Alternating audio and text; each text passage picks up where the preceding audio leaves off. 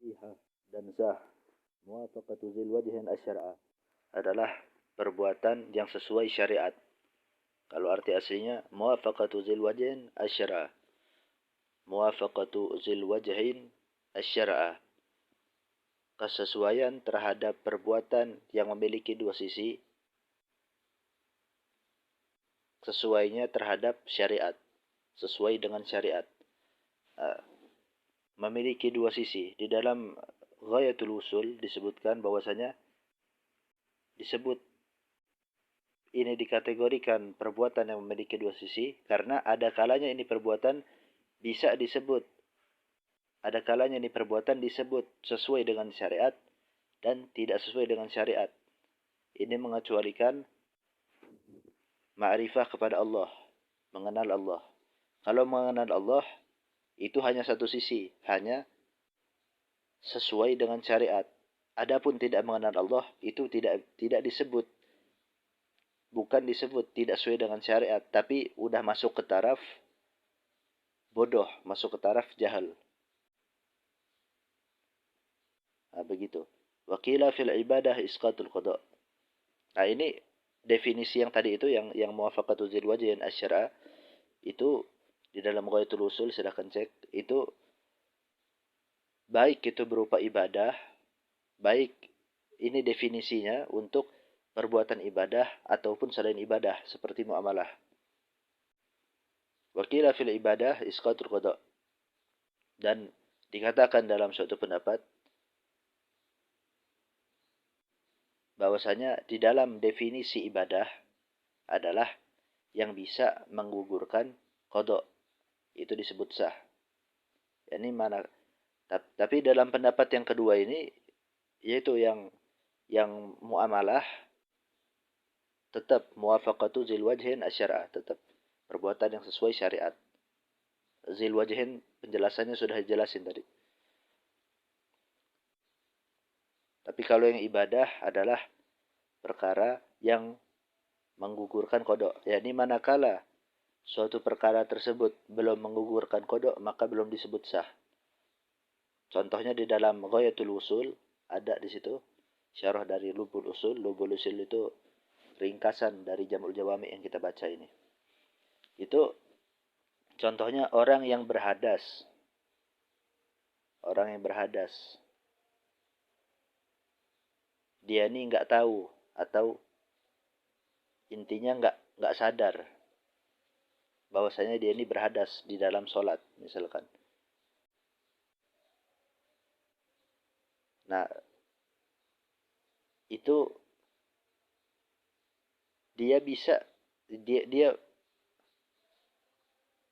ketika selesai sholat, ketika habis waktunya itu belum dikatakan sah karena belum menggugurkan qada. Nah, walaupun ada khilaf antara terkait masalah ibadah. Definisi di dalam ibadah ini ada khilafnya juga antara. Wa bisihatil aqdi tarattubu asarih. Dan dengan sahnya akad itu diperbolehkan terlaksananya efek dari akad tersebut. Misalkan beli aqua, akadnya sah, maka diperbolehkan untuk menggunakan efek dari membeli aqua tersebut, yakni mengonsumsinya dan sebagainya. Nah, itu efek daripada akad. Wal ibadah ijza'uha ay kifayatuha fi suqutit ta'abbud.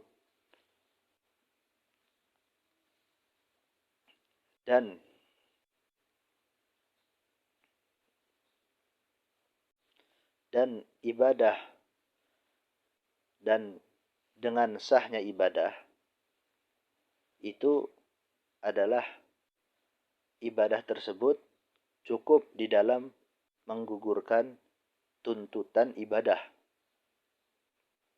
Walaupun belum menggugurkan qada. Seperti tadi contohnya sholat. Sholat nggak nyadar dia kalau dia berhadas atau nggak nyadar najis misalkan, nggak nyadar dia. Sampai waktunya habis, sampai waktu sholatnya habis, itu sudah dikatakan sah menurut pendapat ini. Sholat dia yang tadi itu.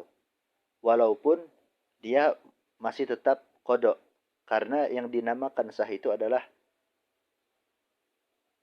mencukupi tuntutan sholatnya tersebut. Memenuhi permintaan tuntutan sholat tersebut. Nah, ini menurut pendapat ini. Sudah sah tapi masih tetap wajib qada. Wakila isqatul qada. Enggak, kata-kata yang dikatakan sebagian ulama enggak. Yang dinamakan sah itu adalah adanya isqatul qada, adanya pengguguran qada. Ini belum dikatakan sah manakala belum adanya isqatul qada, belum adanya pengguguran qada. Kalau masih wajib qada, kayak tadi itu sholat sudah keluar waktunya, nggak taunya sholat yang tadi itu, yang sholat di waktu yang sebelumnya itu nggak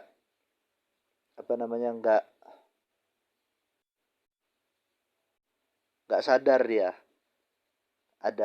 dia berhadas ataupun dia terkena najis, maka itu gara-gara dia masih wajib qada itu belum dikatakan sah menurut pendapat yang ini. Wa ikhtasul ijza bil matlub, dan ijza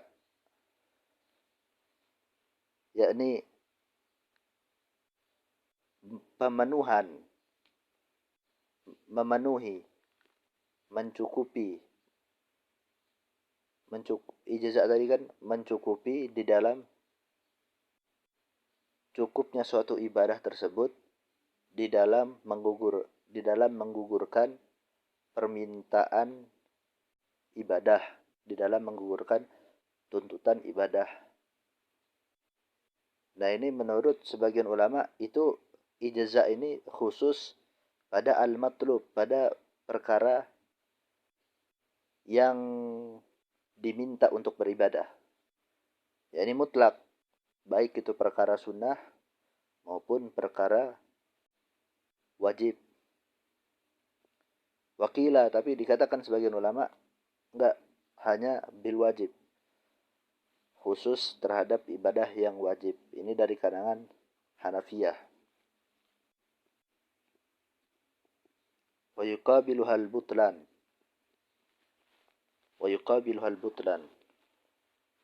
wa huwa al-fasad khilafan Abi Hanifah. Dan batal itu adalah kebalikan daripada sah. Dan batal itu adalah fasad, yaitu sinonim, muradif, persamaan kata. Fasad sama batal sama aja.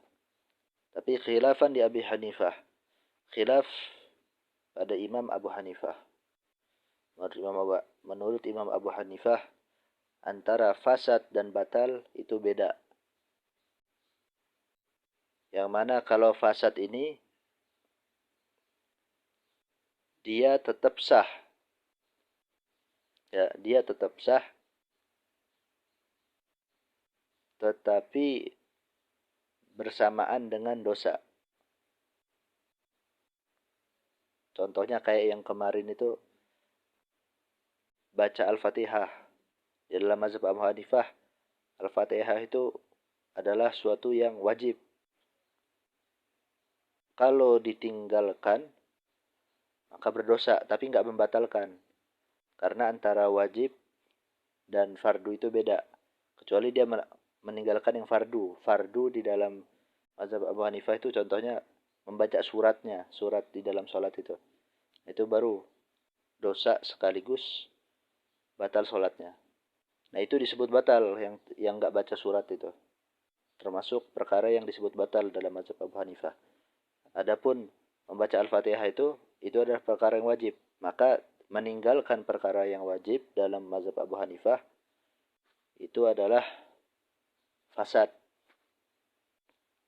Tetap sah